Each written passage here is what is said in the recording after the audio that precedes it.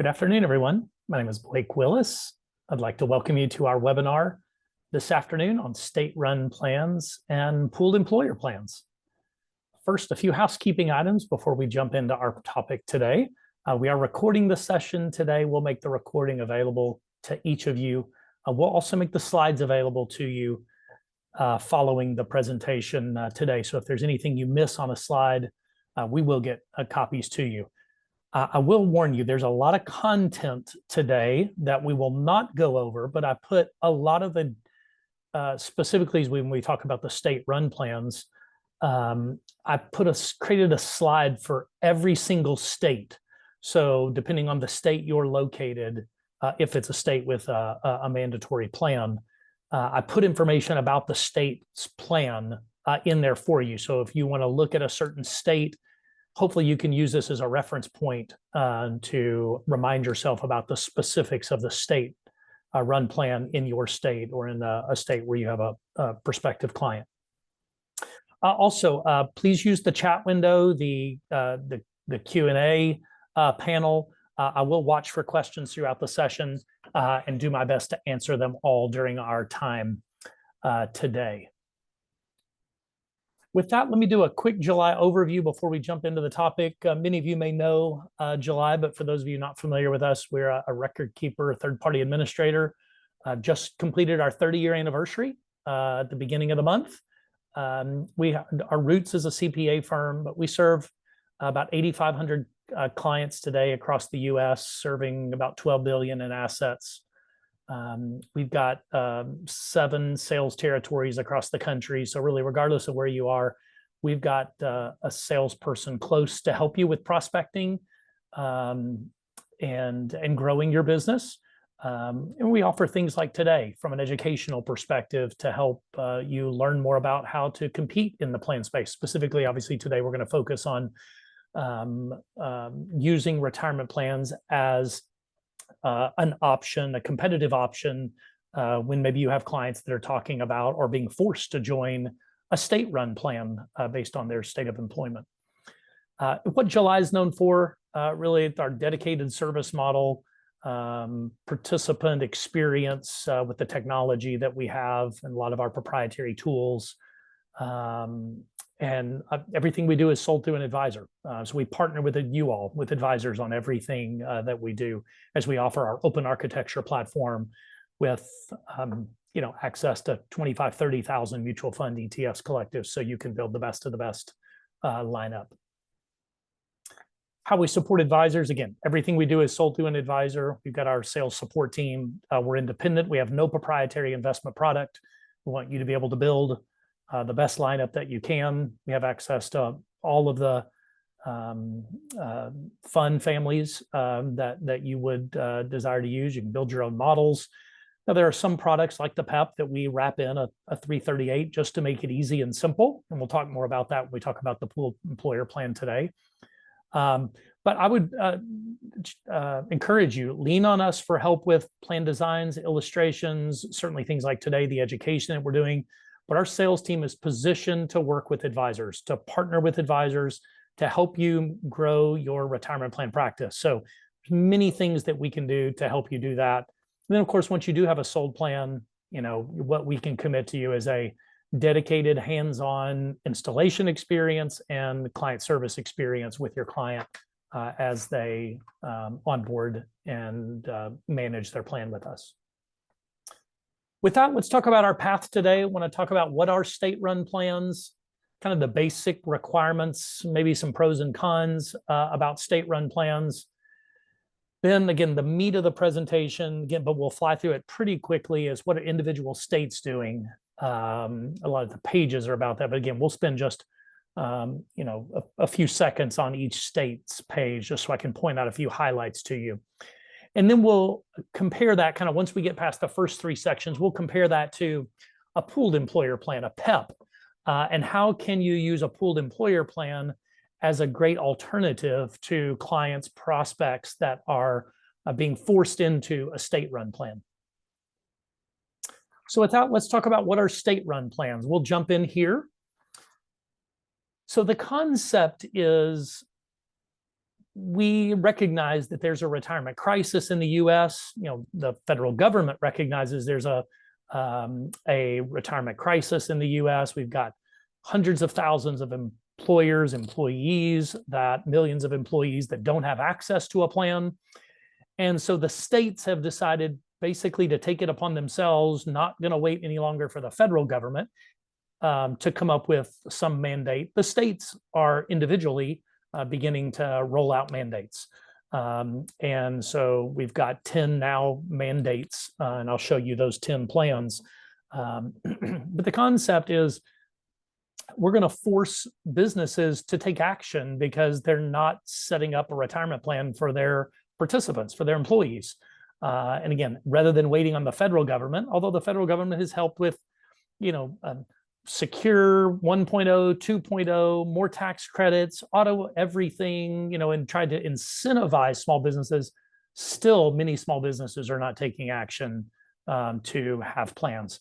And so again, states are taking it upon themselves to say, you either have to have a private sector plan, a 401k, a 403b, a SEP, a simple, or if you don't, you must participate mandatorily in some cases, and we'll talk about mandatory versus optional, but most of the states saying mandatory that you then use the state-run plan.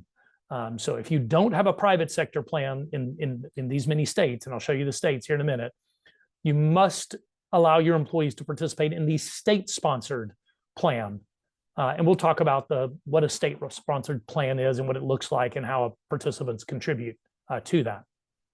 The idea of these state-run plans is really not to focus on the business owners or even the high-income earners, because as we'll see in a minute, the high-income earners can't even participate in this plan. If you're familiar, which I'm sure you all are, with Roth IRAs, you have to be under the Roth IRA income limit to be even able to participate in the state-run plan, because at its core, it is a Roth IRA. It's just a Roth IRA program put together, run by the state on behalf of the company, rather than an individual kind of plan that an individual sets up on their own behalf. So again, it's just the focus is low and moderate income wage earners, but the sell from the states is it's no cost.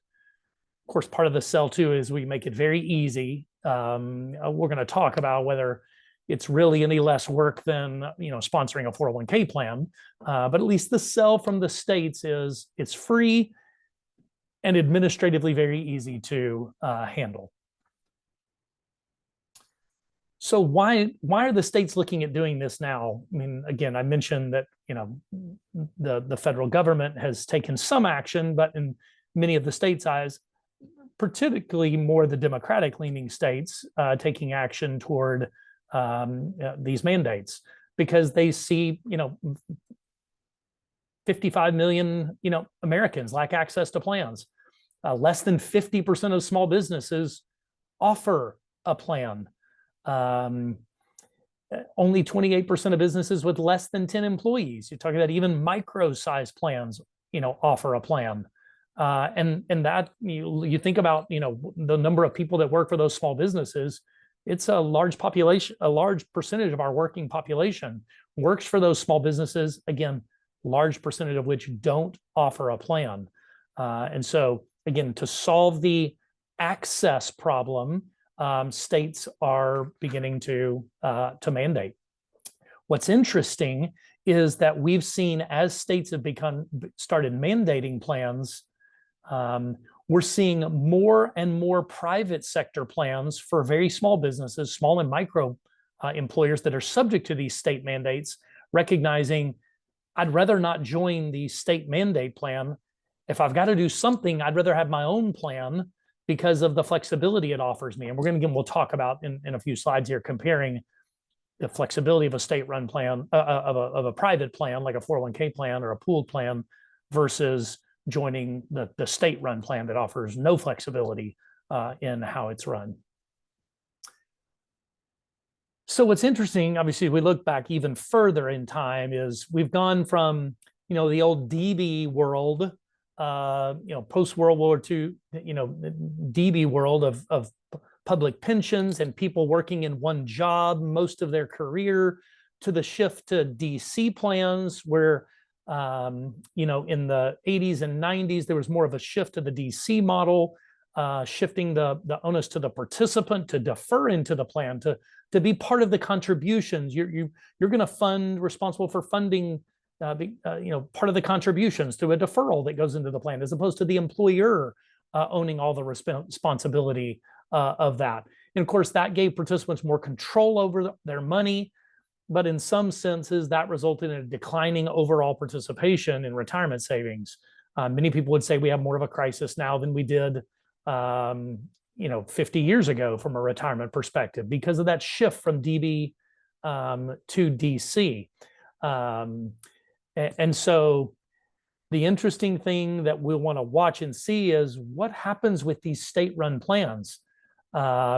Are they going to rapidly come into society and get well accepted and become widely adopted? Or are they going to fizzle and people see the inflexibility of the plans and this end up really just growing the private sector world? Based on early signs of this, both are happening. The private sector is growing.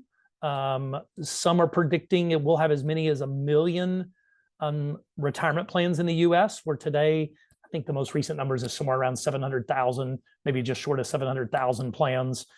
We could have several 100,000. Again, you think about, we have 700,000 today, to add potentially as many as 300,000 new employers, most of them small employers, adopting, you know, private sector plans over the next few years. Could be a huge influx. Have there been a number of clients, employers just joining the state mandate? Yes, they're choosing to run or getting forced into, either way you look at it, the state mandate. Yes, there are considerable thousands of sponsors that have joined the state-run plans. We'll look at a few statistics here in a minute. But I would tell you what we're seeing now is that both are happening. The private sector is growing because people are forgoing the requirement to be forced into the state-mandated plan and choosing a preference to adopt their own plan, like a 401k or a pooled employer plan. But there are still many that are opting into the mandated plan. And obviously, as the number of states grows, we're going to see that trend probably continue and grow more and more. Again, we're up to state 10 plans. Only a few, though, of the plans are even very old. Many of the plans are still in kind of the rollout phase. So with that kind of basic understanding of plans, let's talk about pros and cons of state-run plans compared to, you know, a private sector plan. So what do most of the state-run plans entail? Most of the state-run plans, and I'll mention to you the places as we look at the different states that are not this, but almost all of them are a Roth IRA with an opt-out, an automatic enrollment Roth IRA with an opt-out. The plan provider and the investments are chosen by the state. There is no advisor. There's nobody providing participant education on these plans. It's required for businesses of certain sizes. For some, it's businesses with 2 or more people. For some, it's 5 or more employees. For some, it's larger, 25 or more employees. And so every state's a little bit different there, but many of them are down even to the 5 or more employees that are subject to this mandate. There are penalties, and I'll show some of them to you, but in some cases, significant penalties that can be thousands, tens of thousands of dollars of penalties for non-compliance. Non-compliance meaning not signing up for the state mandated plan or opting out and choosing a private plan and doing nothing. Because again, under the mandate, you must do one of those 2 things or you subject yourself to potential non-compliance penalties. They're selling it as if it requires no administrative work, but I think reality, what I put on the slide here, it does require administrative work on part of the employer. And we're going to talk about some of the things that the employer must do to get the plan set up and monitored, each payroll related to these plans. But it is free. Well, at least free for the employer. Of course, someone's paying for it. but the participants pay for the plan. The employees pay for the plan. But of course, the state's selling point is you can adopt this plan, join the state-run plan, and it costs the company nothing. So what are the requirements? Again, they vary state by state, but employers must enroll their employees in the state-sponsored plan unless they opt out through a private sector plan. Again, a 401k, 403b, SEP, or simple. And participants earning more than $161,000 can't contribute to a state-run plan. Why? Because it is a Roth IRA. And I'm just using the single taxpayer limit here for 2024. But if you make more than $161,000, a single taxpayer making that amount, you cannot contribute in the state-run plan. You are not eligible because you make over the Roth IRA compensation limit. Again, why I mentioned earlier, this is really for low to moderate income paid individuals. A few other things. I'll give it some positives. No cost to the employer. I think that's a great thing. No contributions required. I'll put that in the camp of a positive for the state-run plan, at least for employers that are not wanting to fund a employer contribution. This is a deferral-only plan. It is a Roth IRA with the Roth IRA limits. $7,000 is the contribution limit this year, $8,000 if the participant is 50 or over. This is not a 401k deferral limit of $23,000 or $30,500 if you're 50 or over. Much lower limits allowed in this plan, but no employer contribution required because it's not even available. No match, no profit sharing, no safe harbor, no nothing. It's not available. It's an employee contribution only. And yes, I think these plans do help fill a gap, albeit I probably feel differently about the gap, the quality and the relevancy of the gap that they're filling. But yes, it is helping employees save for retirement. For those employers that will not adopt a private sector plan, I'd certainly rather them have a state mandated plan than to have nothing. I see a question that's come in. One, is a recording going to be sent out? Yes, the recording and the slides will be sent out. Another question. So does highly compensated employees count when the state says you must have 5 employees or more? The answer is yes, they do count. It doesn't matter whether they are hit that $161,000 or whether, you know, the definition we use in the private sector plan of a highly compensated person or not, like an owner. Yes, those people are counted.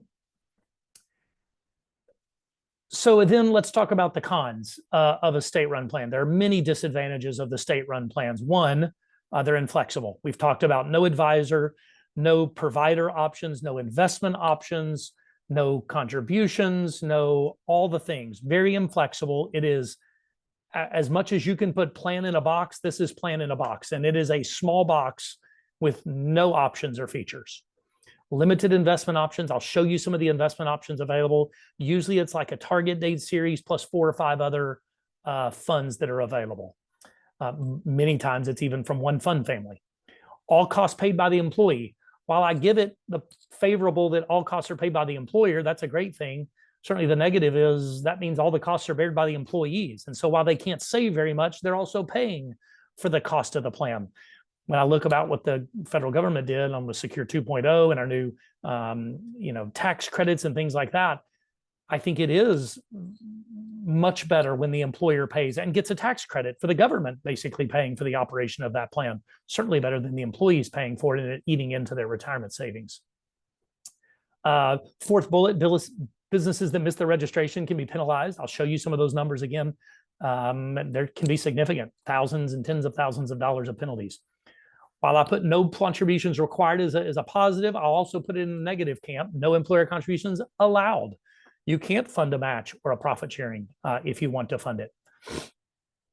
I mentioned the lower deferral limits. This is a Roth IRA, so it's just the $7,000. If you're 50 or over, $8,000 contribution limit that can be funded. That is allowed in this plan. And again, no advisor providing participant education, which certainly we see as we partner with an advisor for everything, that is a huge differentiator between a private plan with an advisor assisting the participants with participant education is a huge plus. Here's some high-level statistics I'll give you. The opt-out rate, and again, this is just kind of across the major state-run plans that have been around for a few years, the 6 or so that have been around a few years. The opt-out rate's about 30%. When you look at automatic enrollment in private plans, the opt-out rate is generally less than 10%. So in the state-run plans, there is a much higher opt-out rate than in the private sector world.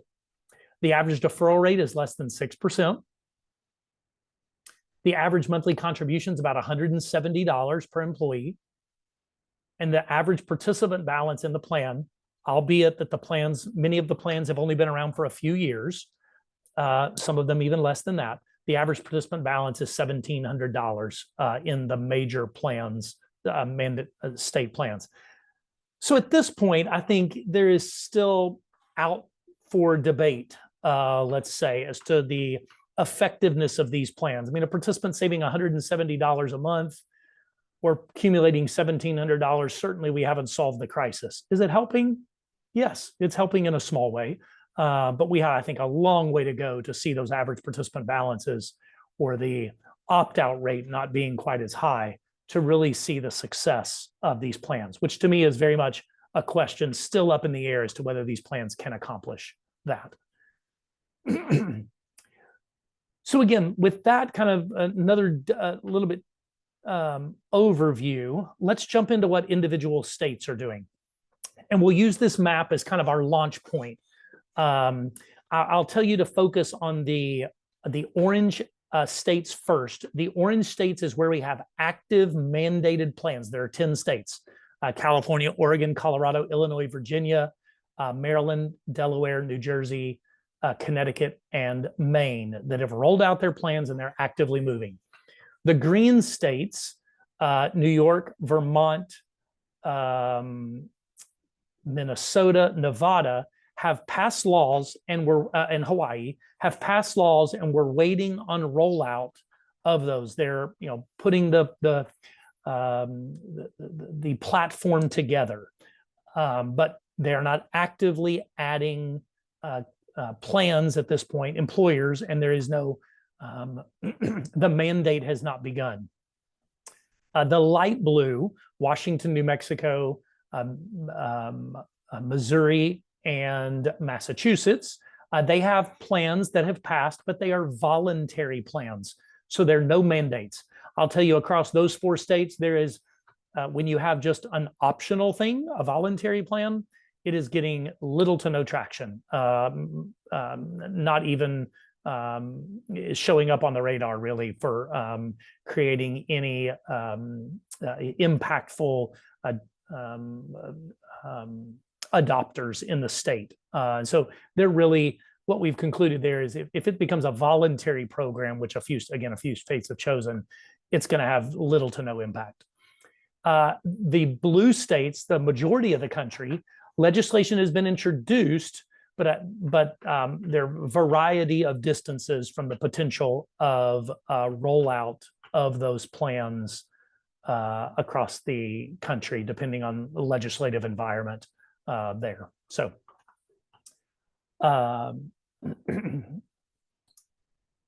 again, this is all subject to change. There's even a comment that came in. Washington's mandate is going to be is coming in 2027. Yes, today it is voluntary. Some states, we believe, like Washington, is eventually going to change from a voluntary to a mandatory state. But today it is a voluntary, and we expect other types of changes like that for some that may start as an optional state.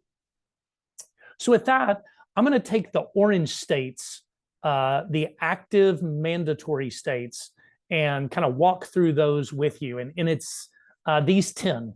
So CalSavers is the California one. It is now working this year to get all the way down to employees with less than 5 employees are going to be mandated. Most of the time they start with the largest businesses and work their way down several levels.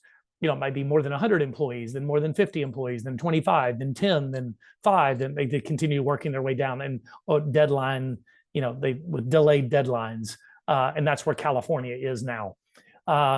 You can see 6 of the states, Illinois, Oregon, Connecticut, Colorado, Virginia, Maine, all the deadlines have passed. So if you're subject to it, you've passed the mandatory deadline. And at this point, they could begin charging penalties to employers in those states for noncompliance.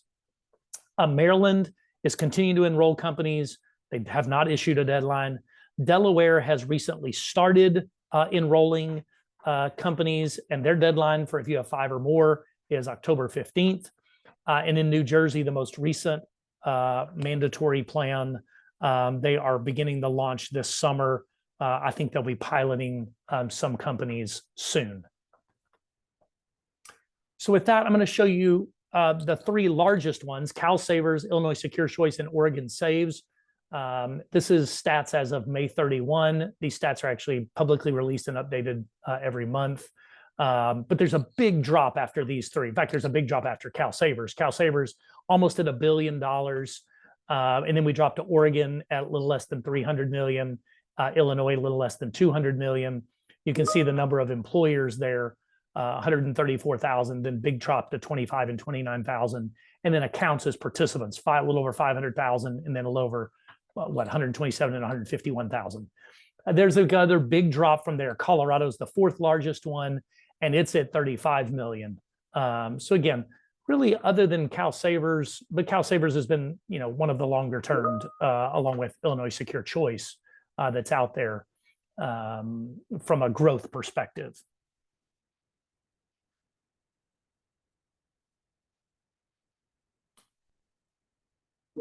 So going to Cal Savers, I want to mention, again, I know there are a lot of words here. I'm not going to talk about all of them, but just a few highlights. Again, if they had 5 or more employees, their deadline was during 2020 to 2023. They're now working on the 1 to 4 employees. The deadline by the end of the year. It's a Roth IRA, 5% automatic enrollment, 1% increase. Many of the plans have a 1% increase, up to, in this case, it's up to 8%. So if they automatically enroll you at 5%, if you don't do anything, they're going to take 6% the next year, then 7%, then 8%. That'll continue. That'll continue happening. And you can see I listed the fees there, the investment options, the penalties, $250 per employee the first 90 days. Then it could be an additional $500 per employee after 180 days. And then I want to make sure we focus here, and you'll see this on most of them, about employer responsibilities. They've got to process payroll contributions. They've got to update contribution rates. So the state can't do that. The state can't fix their payroll. So they've got to remember, for example, this person needs to go from 5% to 6% if the plan has automatic increase, or they've got to be able to manage the participant forms that filled out and said an employee wanted to do 3%, or filled out a new form and wants to go to 0, or wants to do 10, or whatever it might be. They've got to ensure the employees begin withholding at the proper time. The state is not doing that. The state's not reaching out to people to get them enrolled. The employer is responsible for that. They've got to upload a payroll file each pay period. Now, they do have some payroll linkage to some payroll companies, but all the payroll companies that they have access to, I'll tell you, we have access to all of them. So again, no less administrative work. I would tell you there are fewer than those number of things to do if you adopt a plan with July. Because as a 316, we'll handle the contribution rates. We'll reach out to the employees before they become eligible. We'll pull in the payroll data from, in fact, if it's 360 payroll integration, we'll update the payroll deferrals in the payroll system. And so while you will see, if you look at any of the websites, it's no administrative hassle, no cost. I would tell you to be careful as to the reality of that. Illinois Secure Choice, again, a lot of details here, just to point a few things out. Fewer than 5 employees not required. They have just they have stopped at 5 or more. So unlike California that went even to smaller companies, Illinois did not choose to do that. They stopped at 5. If you have less than 5, you're not going to be subject to the plan. There are also some things here, like you'll see, you need to be in operation for 2 years. There are some that have give some delayed implementation for newer companies. This plan does have this state 5% automatic enrollment. Interestingly, they put the contributions in the money market fund for the first 90 days before shifting you over to the target date fund. This one has, again, the BlackRock target date series, a few other funds available, some, again, significant penalties if you miss getting employees contributed at the right time. Oregon, again, similar. They went all the way down to 0, 1 employee, sorry, not 0, 1 employee.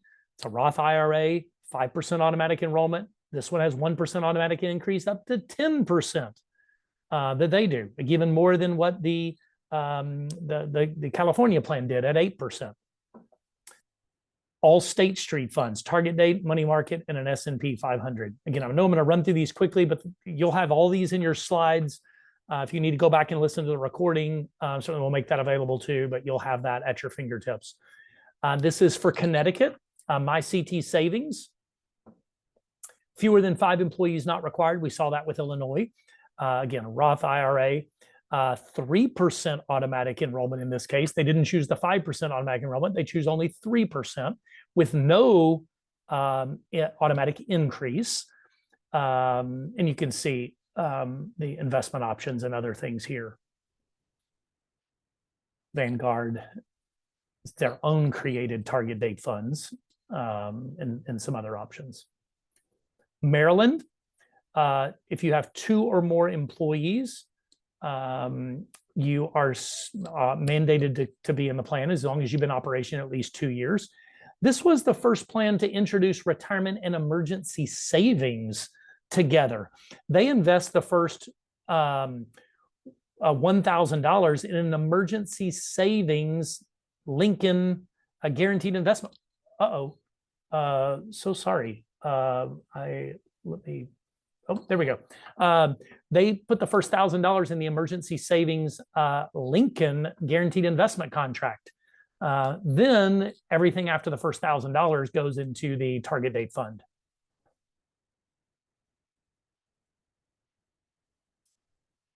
Colorado, and I like that somebody mentioned here, Robert, I appreciate your comment. The Colorado plan is marked as free, but it's not. So again, I think be careful about what the states are saying the plan is, and that may not be reality. Let's see, that's another question. It says, does Cal Savers start with a money market? Yes, it does. You'll see that very common amongst these. The first 30 days, it's invested in the money market.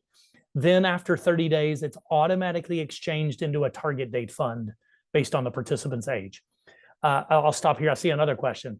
Is employees defined as W-2 or 1099 contractors? It's W-2 employees. It's what we're looking at here. 1099s, contract workers are not subject to this, subject to the counts, just like in private plans. So Colorado Secure Savings, fewer than 5 employees not required, 5% automatic enrollment. You'll see the common trend here. First 30 days goes in a money market, then transferred out to the target date fund. They chose a 1% automatic increase up to 8%. Interestingly, they've done something that no other state had done. They partnered with New Mexico. So if you are working, if you have employees in both states, that it kind of dealing with one plan helps solve the problem in another state, which again, this is a problem with a patchwork of 50 states doing 50 different things. How do you handle people that maybe work remotely? I mean, obviously that's a huge part of what we have now post-COVID and remote workforce. And those are real issues that are not very well addressed in a patchwork of states doing different things and how that's supposed to be handled. New Mexico and Colorado tried to partner together in this way to address that.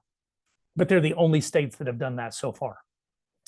Retire Path Virginia, they chose a 25 employees, so not quite as low of a limit to require employers to participate. 1%, 5% automatic enrollment, 1% increase, up to 10%. I'll mention fees. I mean, I've listed fees on all of these. I'll just mention it on this one as one, because many of them are like this. There's a small participant fee, in this case, $27, plus an asset-based fee from 24 to 32 basis points. So again, I go back to the average balance in these plans being $1,170. If you take 30 basis points of that, that's $3.50. So, I mean, it's pretty low cost, but the provider and the state is collecting on average, like in this case, about $30 per participant.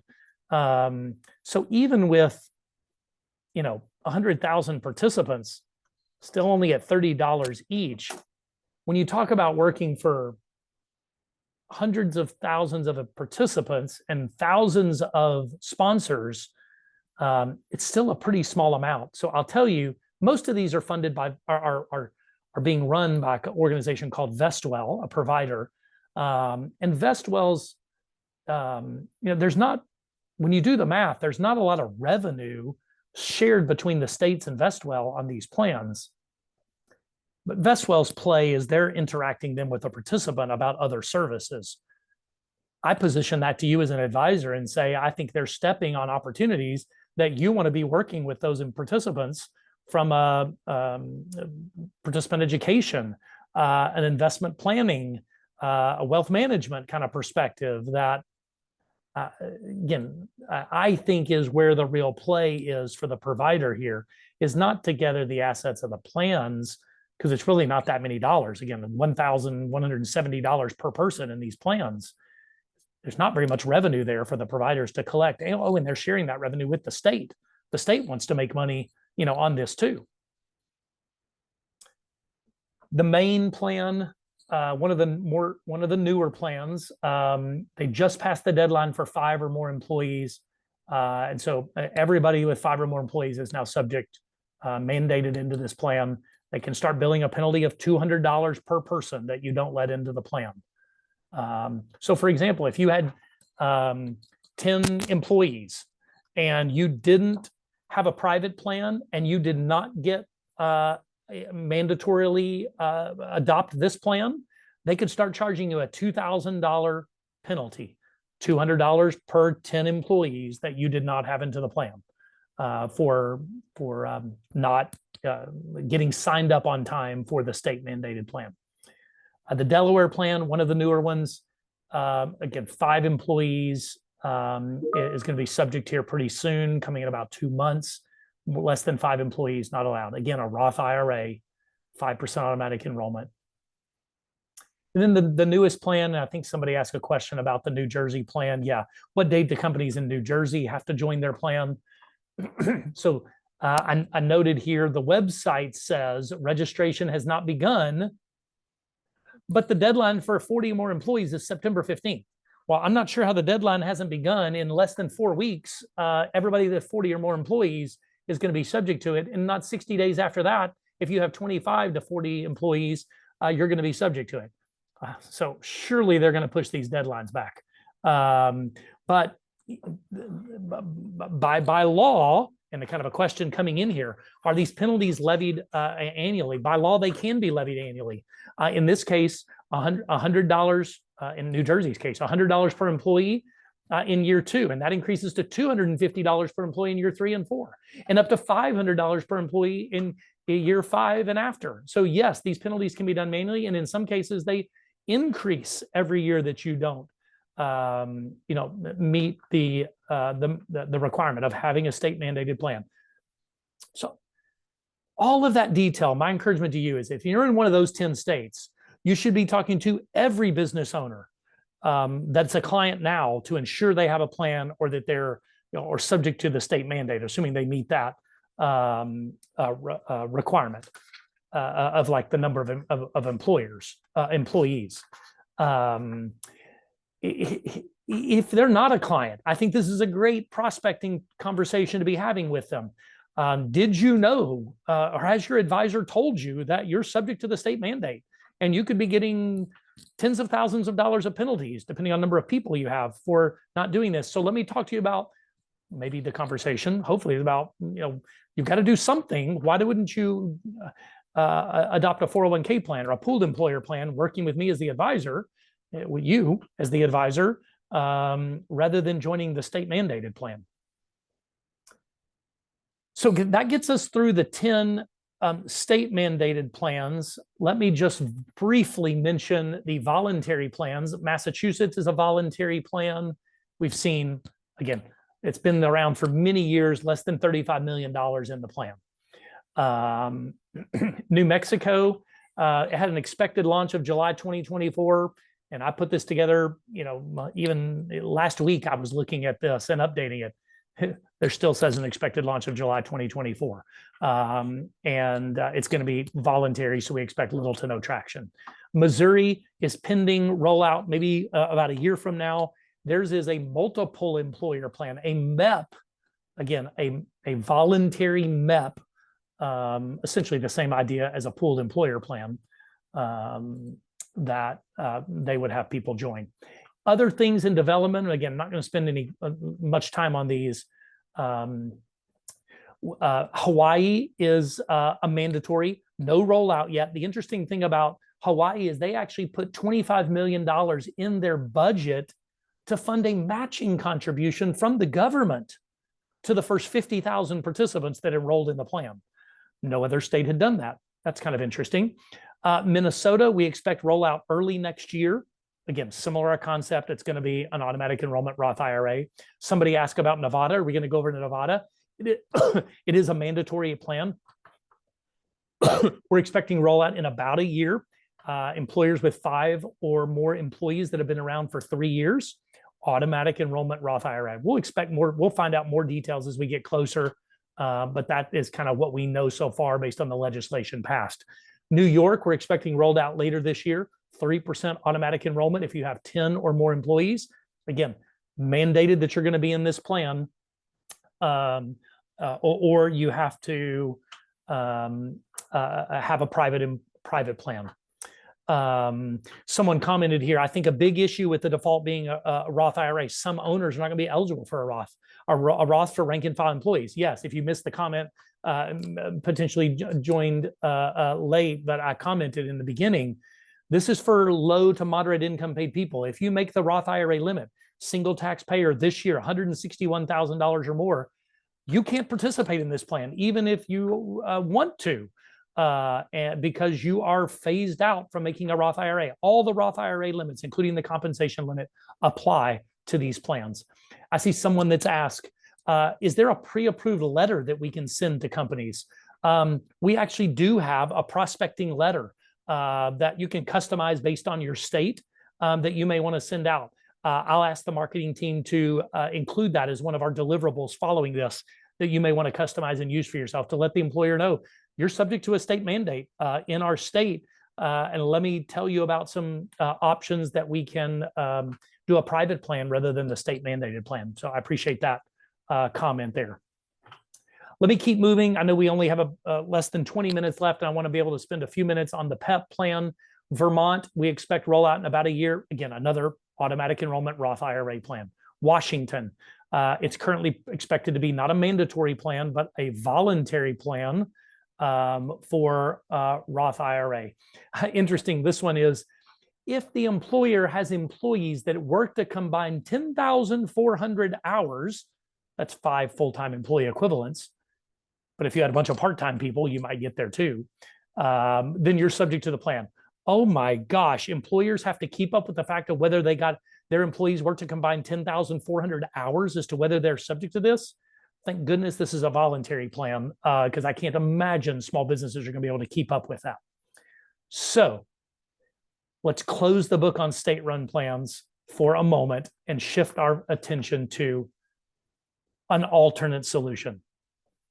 Any type of 401k is an alternate solution. What I want to talk about specifically today is a pooled employer plan. The reason that the government, the federal government, passed legislation on pooled employer plans was they felt like this would help solve and fill the gap for small companies that thought plans were too complex, too expensive. Now, the state's solution was let's start a state-run plan. But the federal government's solution was let's encourage pooled employer plans where small businesses can join together into a plan that it's lower cost, and a lot of the administrative work is done by a plan provider. That is the concept of a pooled employer plan. So the Secure Act created a new type of multiple employer plan called a pooled employer plan, or a PEP. Small employers come together to create economies of scale, and the plan is governed by a pooled plan provider. That is a legal entity that is responsible for the oversight of the plan. In the case of July's plan, July is the pooled plan provider. We are the legal entity that has adopted the plan. We're responsible for the operation of the plan. We're responsible for the administrative tasks associated with the plan. So how does a pooled employer plan work? There's one 5,500, but, there's one 5,500, one custodian of assets, a single trust, a single audit that's done on the plan. So while that is all one thing, the plan can have any number of investment options. There's no limit. Any plan design options, no limit from the way a pooled employer plan was created. Every plan is separately tested. So company number one that adopts the pooled employer plan could be a safe harbor plan. Company two could be a traditional plan subject to the ADP test. Company three could be, a plan that wants to fund profit sharing. Company four could be, want to fund a matching contract. All of that is fine. And they could have 4 different investment lineups that are offered in the plan. So at its core, there is no investment or plan design limitation. Now, I'll mention to you about July's plan so that we could do this plan lower cost and simplify from an administrative standpoint. We did put some rails on the plan design and the investments, but in theory, there is no limitation on how this can be done. And what we've done is we've then layered in fiduciary coverage while still partnering with an advisor to do the participant education. We've put in layers of fiduciary coverage to handle the administrative and investment fiduciary requirements of the plan, so that you're not taking risk as an advisor and the plan sponsor is not taking near as much risk because of the work that we're taking on. So here's what I would say about PEPs versus state-run plans. From a PEPs perspective, you have plan design flexibility. You have no flexibility from a plan design perspective. We talked about one tiny little Roth IRA box. That is all you get in a state-run plan. In a PEP plan, employer contributions are allowed. Match, profit sharing, safe harbor, anything you want to fund is allowed in a PEP plan. No employer contributions allowed in a state-run plan. Lower cost to employees. Remember, the plan is all paid for. The state plan is all paid for by the employee. In the pooled employer plan, at least some of it can be paid for by the employer. And if they're starting a new plan for several years, they can get a tax credit for the cost of the plan, up to $5,000 potentially. Investment flexibility. There's a number of investment options available in the pooled employer plan. We have no investment flexibility in the state-run plan. All employees can participate. We just talked about the fact that the state-run plan is a Roth IRA with a $7,000 Roth IRA deferral limit. In a pooled employer plan, as a qualified plan, you get the full $23,000 deferral limit, or $30,500 if you're catch up. You can fund matching contributions or profit sharing contributions or after tax to get up to a full almost $70,000 of contributions. So Julian asked, can you get Roth contributions up to $69,000? Well, you're subject to the Roth deferral limit, but there could be employer contributions put in up above that, or potentially after tax contributions put in up above that, where you could get a full $70,000. And by use of an in-plan Roth conversion, if you're familiar with that idea, you could take your non-Roth contributions that went in and convert them to Roth, and essentially, yes, get all the full max limit, like $70,000 as what essentially could be a Roth contributions in the plan. Again, a lot more flexibility than you have, because in a state-run plan, you have no flexibility. Higher contribution limits. Again, I just made that point. Much higher deferral limits, employer contribution limits. None of that you have in a state-run plan. Employee recruitment and retention. I question whether a Roth, an automatic enrollment Roth IRA, is going to help with employee recruitment and retention as a state-run plan. But I think in a plan, a private plan that we have, where we can talk about pre-tax deferrals, Roth deferrals, matching contributions, safe harbor contributions, profit sharing contributions, loans, all the other types of things we can have to a plan really is a recruitment and retention tool. We have that in a private plan, like a pooled employer plan or a 401k plan, that we don't have in a state-run plan. And I think, I know this is last on the list, but it might even be more important than all those other things. We have an advisor involved doing participant education. In the state-run plan, there is no advisor involved. It's really, I mean, what we looked at some of those. First 30 days, the plan goes in, the money goes into a money market fund, then transfers over to a target date fund.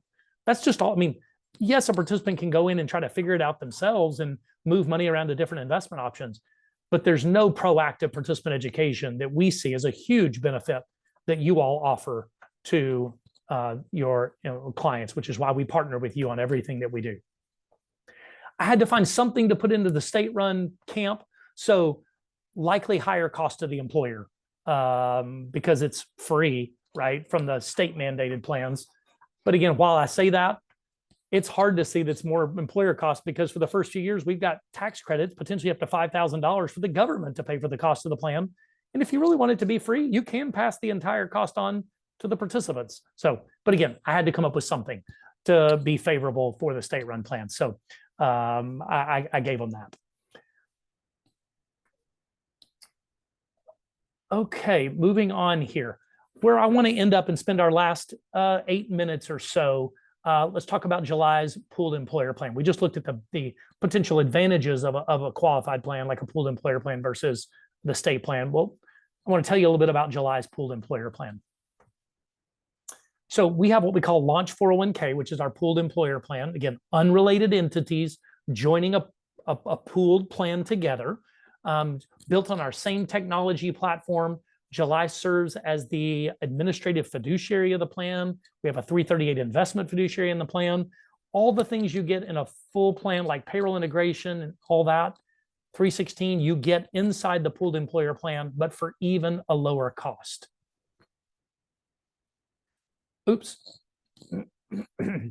So here's some of the basics. There are 3 plan design packages. Again, I mentioned there is no limit from a plan design flexibility. And so we created 3 plan design packages. July serves as the PPP and the 316, doing the administrative work on the plan. Our sister company Expand serves as the 338, the investment fiduciary. But there are multiple investment options. So the advisor does have some input into the investment options that are made available. So our 3 plan design flavors, we call them Start, Flex, and Advanced. As you go up the chain here, there's a little bit more cost, but you get a little bit more plan design flexibility. So the Start plan is for startup plans, 60-day eligibility, automatic enrollment, pre-tax and Roth deferrals, both options. There is automatic increase built in. And again, some of those are what we are doing because under Secure 2.0, any new plan has to have those automatic enrollment features in it anyway. It has a QACA safe harbor match and then optional profit sharing. As you move up, really the 2 places that we see sponsors care about, they want more flexibility and eligibility. So we have multiple eligibility options under Flex, and we let you choose safe harbor or not safe harbor under Flex. If you choose safe harbor, you can do the 3% non-elective, any of the match options, or again, you can do non-safe harbor and fund profit sharing, fund a discretionary match, or fund no employer contributions if you want to. And then we go to advanced. You still have the eligibility options, the safe harbor options. Then we also put in cross-testing or new comparability profit sharing for those small business owners that want the most creativity and flexibility from funding profit sharing, because generally they want to max out a few owners or key individuals. We offer that inside the pooled employer plan. We do the 316 on the plan. We're the pooled plan advisor. We're the named plan administrator. So things that you think about the plan sponsor needing to be responsible for: tracking eligibility, managing, calculating contributions, monitoring deferral timeliness, signing 5500s, adjudicating loans and distributions, distributing notices to the participants. All the heavy lifting that gets left with a plan sponsor on a typical private sector plan, like a 401k plan, July takes all that on because we are the named administrator of the plan. In fact, you can't opt out of that. If you're in the pooled plan, July has to be the pooled plan provider in the 316 on your plan. You can't opt out of it. July must be the administrator of the plan. So the only thing that we have the plan sponsor left to do is oversee July, oversee you as the advisor, and then they need to check the census on a once-a-year basis to make sure we have the annual census correct, and then pass out one notice in the beginning that tells the participants that the July is then going to be the one sending them the notices from that point forward. Other than that, we make it very administratively easy for them. So we've done it at a lower cost, and we've done it at less administrative burden, which is really what the government was shooting for when they started this idea of the pooled employer plan. So the team of people, we service the plan. We have the participant call center that handles them. You still do the same thing as the advisor, doing relationship management with the business owner, the participant education. All the same technology, short, easy online plan setup, our proprietary enrollment system to onboard the participants, all the same websites for use for the participants, all the same payroll integration features that we have with the more than 100 different payroll providers that we integrate with to make it, again, easy for the business owner. The core lineup is created by our 338. It's a low-cost lineup. I think it averages like less than 20 basis points of cost. And then there are 5 different managed account options, a mix of some target dates, some asset allocation models, a managed account. You choose one of those with the plan sponsor, and or could choose up to 2 of them, and they're covered by the 338. So let me kind of wrap it all up together here. If you live in a state or work with clients in states where they're one of the 10 mandates, or maybe one of the ones that was the green states that are coming, talk to the business owners in your states. Maybe they're your current clients, maybe they're prospective clients, and we would love to be able to help you with this. If you can identify people that need a conversation, our sales team will join you in those conversations to help educate about what's happening in your state and what the mandates are, when they're subject to it, and to be able to show them a comparison of why to do a 401k plan or a state-run, or a pooled employer plan, rather than being defaulted into, mandated into a state-run plan. I'd also encourage you to really keep up with what's happening with Secure 2.0, particularly the tax credits for starting a new plan. Significant tax credits for starting a new plan. So again, when I think about the only thing that was potentially in the camp of the state mandated plans was low cost, we now have state mandates that basically the government pays you to have the plans. And in fact, they'll pay for some of the contributions to the plans, even if you're familiar with what's going on in the state, in the Secure 2.0 kind of tax credit world. You can even get a tax credit for funding up to $1,000 of contributions for employees for the first several years of the plan. Huge benefits for these. None of that is in the state mandated plans. So we've got a team across the US. Again, I mentioned 7 sales territories. Wherever you are, we'd love to connect with you.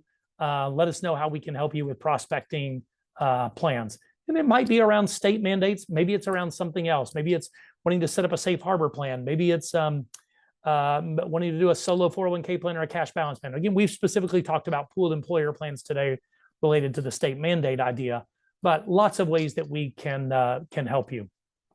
Lots of marketing materials that can help you as well. So however we can be a resource for you, we would love to do that. Interesting, a person said here, the state-run plans are going to lead to a large amount of people over contributing above the limits if they already have an IRA or a Roth IRA. Any thoughts on this? I agree. And the employer is going to get pulled into helping solve that problem. And so while they say no administrative, burden to handle these plans, yeah, who's thinking about whether the participant had an IRA outside of this plan and put money into it? Or what if they did go over the income phase out limits? Who's going to solve that problem? the employer is going to have to help solve that problem with the state and with the participants. So yeah, I think it's a huge problem that while they're selling it as the state of there's no administrative work, there's administrative work. Another question that came in: how do you prospect business owners you don't know? I think there's two potential strategies there I'd talk about. If you want to prospect business owners that already have plans, all plans have to file what's called a 5500. It is public data, and you can find out, you can grab public website to go to find out about business owners that have plans in your area. For people that don't have plans, then the best thing, I think, is to prospect in your local area. Maybe it's a chamber of commerce, other civic or area organizations you're a part of. I think it's a great place to prospect for that. And Todd was the one going back to ask the question about, well, what about all these people that are going to go over their IRA limits? I love that he posted back, or nobody catches this problem, and the IRA has nobody to audit. That certainly could happen too. Will the IRS ever catch it? Maybe not. So Todd, I appreciate your comment there. Gave me a little laugh. So marketing materials, again, setup is easy and quick. Again, if they happen, by the way, if you have a current plan today, we didn't talk about this, but you can merge your plan into a pooled employer plan. So this isn't just for startup plans. You may have a plan that wants to join the PEP and roll their plan in. That's certainly fine too. But the plan setup is pretty easy because there's very few options and features. So we can typically onboard a plan and have contributions started within 30 days. Here's contact information. If there's anything we can help you with. I know we've reached right at 4 o'clock, 4:01 Central Time. Let me see if there are any other questions I didn't hit. I tried to hit them all as they were coming in. I see a final question that says recording and slides. We will be sending out the recording and slides for this. Here's a question. Do we have to wait until next year since we missed the August 15th? August 15th was the deadline to be able to set up a safe harbor plan through the rest of the year. But in the PEP, or not in the PEP, you can set up a plan that's not a safe harbor plan. A safe harbor plan just has to be operated for at least 3 months. And so we're just outside of the window, be able to ensure that we can get the plan set up and in operation by October 1st. But you can do a non-safe harbor plan through the rest of 2024 and then shift to a safe harbor plan maybe in 2025. So no, you don't have to wait till next year. In fact, I'll also mention, if the plan has a simple plan, you used to never be able to convert mid-year from a simple plan to a safe harbor plan. You can do that now. Anytime during the year, you can shift from a simple plan to a safe harbor plan. So if you have any simple clients that want to be able to shift to a safe harbor 401k plan, that can be done anytime during the year. I think I've answered all the other questions that are here. Again, my name is Blake Willis. You can reach me at bwillis@julyservices.com on my email.